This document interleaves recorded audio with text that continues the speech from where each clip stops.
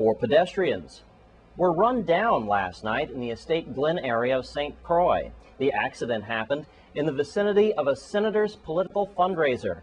News Channel 8's Wes Small has more. Well, we're in between Glen and Calhoun on Midland Road on this stretch, where last night around 9:30 or minutes to 10, an 86-year-old driver who was in a Suzuki was traveling west-east, just like these cars here in back of me. And unfortunately, he mowed down 4 young men, the ages 17, 18, 20 years old, and 23. All men were walking on this road. Want to remind you that this here is a gully, right? The ditch. And then on the other side of the road is a sidewalk for walking. Preliminary reports that I got from Melody Rames, VIPD spokesperson, is that these young men were like in the street. And so we don't know what happened, poor lighting or whatever, but unfortunately these young men were all mowed down. We believe they were on their way to Senator Jimmy Weber's fundraiser, which was happening right up the road with some tents up there. And you're looking at the shots now of the tents. And what I'd like to do now is take this to Senator Jimmy Weber. Might as well take it right to him because he was busy campaigning, listening to other speakers when this tragedy occurred.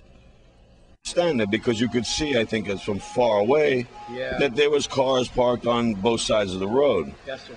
And when I went down there, I understand that everybody was okay. Everybody was talking. I don't know what kind of injuries they sustained, but everybody was okay, got into the ambulances, as well as the 87-year-old man.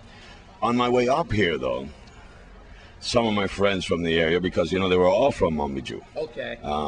Bolsa's son and Chocolate's son and another one. And I don't know them personally, but I know the people who know them. Right. And they're telling me that they were cited for jaywalking. Now, I don't have any confirmation of that. Yeah. But it would seem to me there was some extenuating circumstances there. And unfortunately, yes, when you draw a crowd, things happen. And I think the numbers that we were talking about that were there was like almost like 900 people. Wow, so we had a lot of people there. Well, yeah, it was endless people there, and no fights, no violence, no nothing. And to be marred by something like this, I really feel sorry for the families of the boys. I hope they're going to be all right. And I hope the police, if they have issued them these jaywalking tickets, it certainly should be re-looked at again. Yeah, so, yeah, there you go. There's no winners in this situation. None whatsoever. All right. Well, back on the campaign trail for you. And remember, when you come to these fetes, these political fundraisers or any of these events, if you're driving, please slow down and be careful of the pedestrians. And if you're a pedestrian, please be careful. And if you have a sidewalk, use that.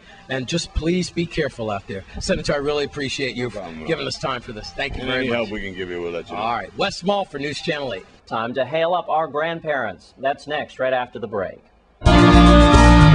Well, now it's time to pay tribute to the elders in our community. News Channel 8's Lee Carl has the story. Grandparents' Day, as proclaimed by President Jimmy Carter many years ago, is celebrated in the Virgin Islands also. Quadrille dancers, bell ringers, choirs, of course, and Governor John DeYoung and Mrs. DeYoung, and many of the grandparents here as they celebrated. And here is a little bit of the Mungo Nile dancers as they entertained during the program in the colorful costumes and Emancipation Garden and the David Lusano Bandstand. 100.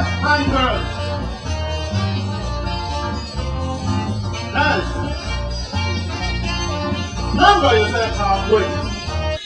And then, of course, Quadina and the Voices of Love, and entertaining the grandmothers and grandfathers who are on hand.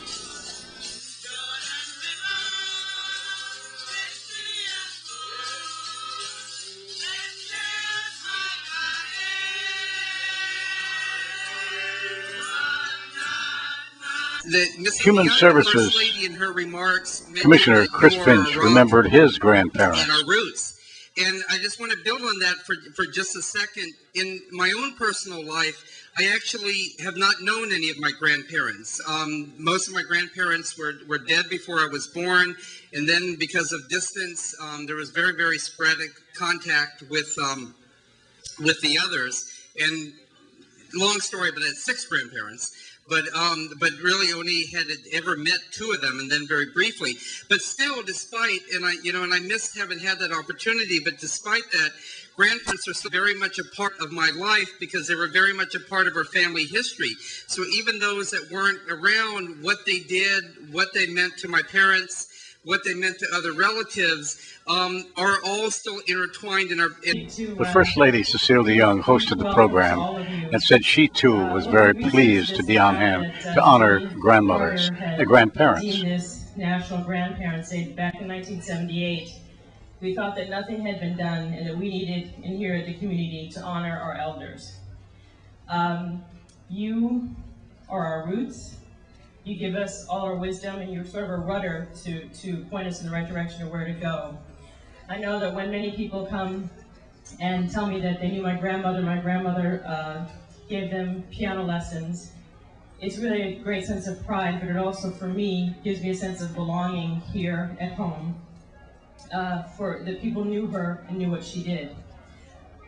I don't have any of my grandparents living, and so I said a prayer for them today. But for all you grandparents who are here today, and for all those who have passed, we honor you in our thoughts and our prayers. And thank you all for coming. And what about a poem for grandmothers and grandparents? Here's Shantoy Henry. My name is Shantae Henry, and I would like to wish the grandparents a happy Grandparents' Day. Grandparents are known to be the backbone of the family. Their support, love, and very severe discipline. And oh, let's not forget, good home-cooked meals are what keep the family together. It was a busy weekend for the governor. He was over in St. Croix honoring Tuskegee Airmen, but also talked about Obama. And here he is in making the presentation. One more time. Now let me put this in perspective. Yesterday afternoon, I had the privilege of honoring two Virgin Islanders, Rolston and Hayward. One was from St. John, one was from St. Croix, that were in the Tuskegee Airmen, the famous Tuskegee Airmen, two African American from the Caribbean. So that was in 1943. In 2006, it was Together We Can. Now in 2008, is going to be a historic year because this year, for the first time, is an African American that is the nominee of a national party running for President of the United States, right? And that presentation, of course, now it is my privilege the oldest person in the St. Thomas St. John to district. give a She plaque couldn't be there, today but her in recognition Mr. Krieger, Sean Krieger, was on hand. To a woman that is young in spirit, but as I understand, is the oldest registered grandmother in the St. Thomas St. John district. But clearly she's young. So today, she's not here to join us, but we want to give it on her behalf to her grandson, Mr. Krieger. This plaque reads, Governor John DeYoung and First Lady Cecile recognizes the eldest grandparent in the St. Thomas St. John district, Ms. Ursula Krieger, for her commitment to family and community. Let's give her a round of applause.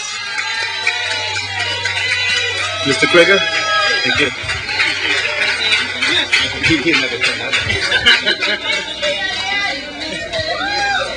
Thank you, everyone, and I want to say a big thank you to Governor DeYoung and Mrs. DeYoung, and to the Department of Human Services for this organization today.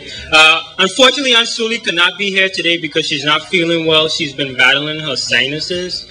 But I did speak to her before I came down, and she wanted to say thank you so much. She really appreciates this, and she encouraged me to come. She said, no, you have to go. You got to go and receive this for me.